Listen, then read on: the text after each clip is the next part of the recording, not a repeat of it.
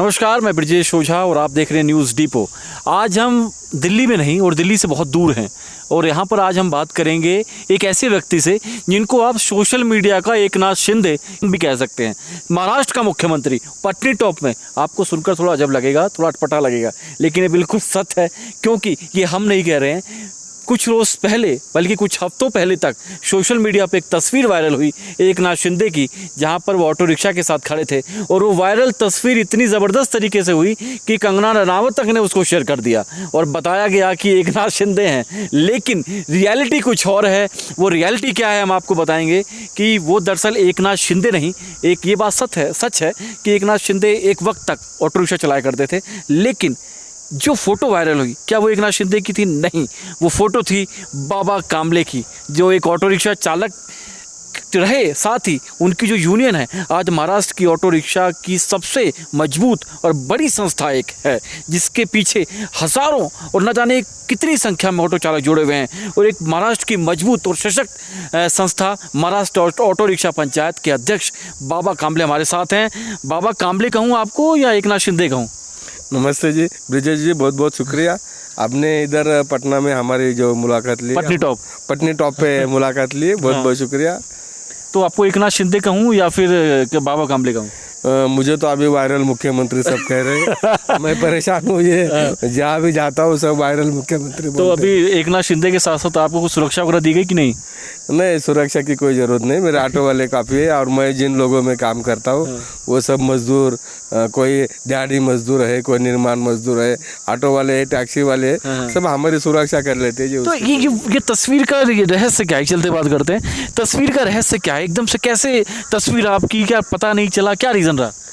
ये 1997 साल की एक तस्वीर है जो हमारे पुणे में और महाराष्ट्र में ऑटो का पूजा किया करते हैं। श्रावण महीना में, जो श्रावण महीना आता है, वो श्रावण में ऑटो का पूजा करते हैं। आनंद में मैं गीता, भगवत गीता सब पढ़ा करता था। पिताजी बोले कि कुछ तो घर की परिस्थिति बिकट है, कुछ काम कर लेते।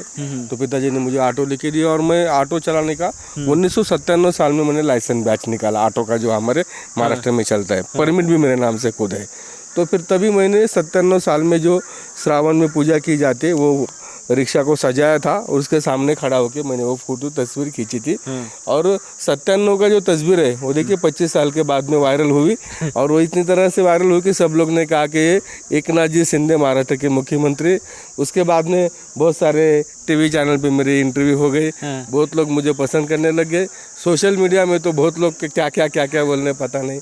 अच्छा, एकनाथ शिंदे जी ने बुलाया आपको कि इस यार ये क्या कर दिया आपने, मतलब मेहनत मैंने करी, सारा क्रेडिट आप लेके जा रहे हो? नहीं, उन्होंने बुलाया तो नहीं, लेकिन हमारे जो महाराष्ट्र के विरोधी पक्ष नेता है और कुछ दिन पहले जो उप मुख्यमंत्री थे अजित दादा पवार, उन्होंने मुझे फ़ोन करके ये सब बात पूछी। और मीडिया में से बहुत सारे लोगों ने मुख्यमंत्री एकनाथ शिंदे जी को भी कॉल की कि ये तस्वीर आपकी है क्या? तो उन्होंने बोला कि नहीं भाई, ये तो तस्वीर मेरी नहीं है। अच्छा, आपकी तस्वीर और देखिए, उसमें आप देवेंद्र फडणवीस लग रहे हैं। मतलब रीज़न क्या है ये बाबा कांबले का? मतलब वो मुख्यमंत्री का के हिसाब से चेहरा बना लेते हैं, जो मुख्यमंत्री बनता है उसके हिसाब से उनका चेहरा हो जाता है। ये क्या सस्पेंस क्या है ये? नहीं, ये तो नहीं पता, लेकिन ये बात सच है कि वो जो मेरी एक बगैर दाढ़ी वाली तस्वीर है वो आदरणीय देवेंद्र फडणवीस जैसे लगती है। बहुत लोग बोलते हैं कि वो आपकी तस्वीर उससे बहुत मिलती जुलती है। अच्छा, ये बात हो गई। एक चीज़ जानना चाहूँगा, देवेंद्र फडणवीस के साथ आपकी शक्ल मिलती है और एकनाथ शिंदे जी खुद ऑटो चालक रहे। दिल्ली में भी ऑटो चालकों ने ही शपथ दिलवाई दिल्ली के मुख्यमंत्री को। उसके बाद भी जो ऑटो चालकों का तबका है पूरे देश के अंदर, कहीं ना कहीं एक उपहास का कारण है। उपहास, सरकारों को उपहास मिलता है, परेशानी हो रही है, उनको समस्याएं नहीं सुनी जाती। इसके पीछे क्या कारण लगता है? मैं 25 साल से इन लोगों में काम कर रहा हूँ और अभी हाल ही में फेमस होने की वजह से मुझे बहुत लोग पसंद कर रहे, बुला रहे हैं। हाल ही में दिल्ली में मुझे बुलाया और जो हमारा सेंट्रल की कमेटी बनी है जिसके तहत मुझे राष्ट्रीय अध्यक्ष बनाया गया। 25 साल से हम एक मांग कर रहे हैं कि ऑटो चालकों के लिए वेलफेयर बोर्ड होना चाहिए, उनके लिए दवाई की सुविधा होना चाहिए, और कोई अपघात होता है आपातकाल में उनके लिए कुछ तो सुविधा होना चाहिए, उनके बच्चे को पढ़ाई लिखने के लिए व्यवस्था होना चाहिए। ऐसे बहुत सारे बातें हैं जिसको हम सामाजिक सुरक्षा कहते हैं। ये सामाजिक सुरक्षा का कोई उनको ना मिलती है, ना दूर तक कोई उनका संबंध है। तो हम चाहते हैं कि ये जो ऑटो वाले, ये भी तो मजदूर है, ये भी तो काम करते हैं, उनके बच्चों को पढ़ाई होनी चाहिए, और 60 साल के बाद में उन्हें पेंशन मिलना चाहिए। अभी ये पेंशन का नाम सुनते बहुत लोग बोलते हैं कि बाबा जी आप ये क्या बोल रहे, पेंशन क्या लगता है मिल सकती है?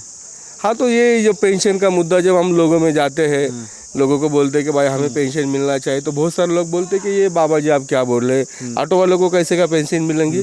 तो हम जो स्वर्गीय शरद राव थे, जॉर्ज फर्नांडिस के बाद में बम्बई में जिन्होंने बहुत काम किया, हमने एक ड्राफ्ट बनाया था, और वो ड्राफ्ट में हमने कहा है कि पेंशन कैसे दी जा सकती है। हालांकि सरकार का कोई 1 रुपया उसमें नहीं आएगा, फिर भी इन्हें पेंशन दी जा सकती है। सिर्फ सरकार को उसके लिए कल्याणकारी बोर्ड बनाना चाहिए। क्या लॉजिक लगता है क्यों नहीं हो रहा है? जो चीज़ अगर बहुत आसान है तो क्यों नहीं हो रहा है? नहीं, इसमें जो इंश्योरेंस कंपनियां जो है उसका जो प्रॉफिट है वो सब निकल जाएगा। इसके वजह से जो कंपनियां और जो पूंजीपति है उनका कुछ मुझे पता नहीं सरकार क्यों नहीं बना रही, ना सरकार कोई पैसा देना है। देखो, हम हर ऑटो वाला इंश्योरेंस फाड़ता है, हर साल बना लेता है, और ना ही हम कोई क्लेम करते। हमारे में इंश्योरेंस का 0% क्लेम है, तो करोड़ों रुपया हमारा इंश्योरेंस का हर साल हम भरते। ये पैसा तो हमसे कुछ मतलब नहीं है, ना हम कोई उसका क्लेम लेते। तो हमने कहा कि ये जो हमारा क्लेम का पैसा जो हर साल करोड़ों रुपया इंश्योरेंस कंपनी में जा रहा है, यही पैसा हमारे कल्याणकारी बोर्ड में आप रख लो, करोड़ों रुपया बन जाएंगे। उसी से आप पेंशन दे सकते हैं, उनके बच्चों के लिए स्कूल के लिए उनको पढ़ाई कर सकते हैं, बहुत सारे ये कर सकते हैं। तो क्या लगता है कि अब वक्त आ गया कि पूरे इंडिया के जो ऑटो यूनियंस हैं उनको एक होकर इसके लिए फाइट करनी चाहिए? बिल्कुल बिल्कुल करनी चाहिए। देश भर के ऑटो वाले एक होने चाहिए।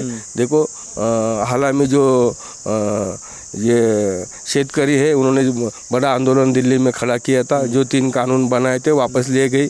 कोई भी जब तक हम एक ना हो, जब तक हम कोई आवाज़ ना उठाए, तब तक सरकार कोई सुनती नहीं है। तो सरकार को सुनने के लिए हमें आवाज़ उठाना पड़ेगा, उसके लिए हमें एक होना पड़ेगा, सशक्त संगठन बनाना पड़ेगा, तभी तो देश भर में ये आवाज़ की तैयारी चल रही है। उसकी तैयारी चल रही है। अभी हम दिल्ली में आए हैं, दिल्ली में हमने बहुत सारे संगठन को एक किया है, देश भर से लोग उधर इकट्ठा हुए, सब देश भर के ऑटो, टैक्सी और ट्रांसपोर्ट के इन्होंने काम एक करना चाहते हैं। तो जो हमारा मकसद है पूरा होते हुए हमें दिख रहा है।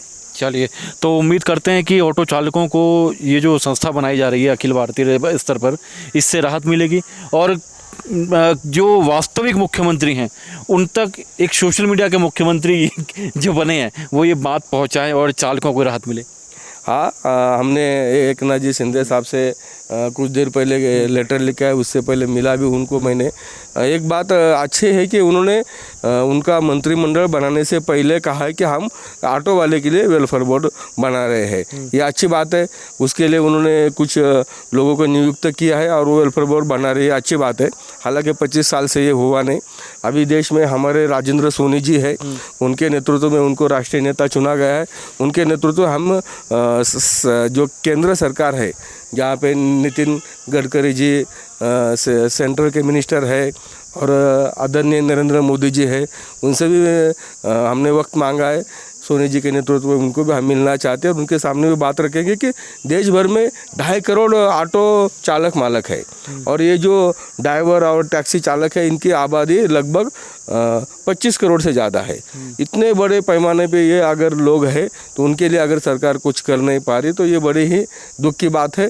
तो हम सरकार के सामने प्रस्ताव रखने जा रहे हैं कि भाई इनके लिए आप कम से कम वेलफेयर बोर्ड तो बनाओ, कम से कम सुरक्षा बोर्ड तो दो, कम से कम कोई हमारा ऑटो वाला अगर गुजर जाता है, उनकी अपघाती मौत हो जाती है, उनके घर वाले को, बच्चे वाले को कुछ ना कुछ तो मिले। चलिए, तो हमारे साथ थे बाबा कामले, जो सोशल मीडिया पे बहुत तेज़ी से वायरल हुए मुख्यमंत्री के रूप में, लेकिन कहाँ से क्या चीज़ निकलती है, कब कहाँ कौन प्रसिद्ध होता है, कैसे प्रसिद्ध होता है, कुछ नहीं पता। लेकिन ये प्रसिद्धि अच्छा ये है कि जो प्रसिद्धि मिली है, नेता ये भी हैं, लेकिन ये नेता है मजदूरों के, ये नेता हैं ऑटो चालकों के। उम्मीद करते हैं कि ये भी जो प्रसिद्धि इनको मिली है इसका लाभ चालकों को मिलेगा और धीरे धीरे जो मांगे हैं ऑटो चालकों की, जिसके लिए ये संस्था बाबा काम्बले काफ़ी वर्षों से 25 सालों से तकरीबन मेहनत कर रहे हैं, वो इनको सफल होगी। दिल्ली में जो बैठक हुई जिसमें राजेंद्र सोनी दिल्ली ऑटो रिक्शा संघ के जो महामंत्री हैं उनके साथ बैठक हुई, पूरे राष्ट्रीय स्तर पर जहाँ पर करीब 10 से अधिक राज्यों की ऑटो रिक्शा की संस्थाएँ शामिल हुई, हज़ारों चालक शामिल हुए, एक कुछ नया निकल कर आएगा जिससे गरीब ऑटो रिक्शा चालक भी देश में अपनी ज़िंदगी और अपने परिवार को अच्छे से और खुशी से चला सके। इंटरव्यू आपको कैसा लगा ज़रूर बताइएगा। हम फिर मिलेंगे किसी और मुद्दे पर, किसी और व्यक्ति के साथ, किसी और शख्सियत के साथ।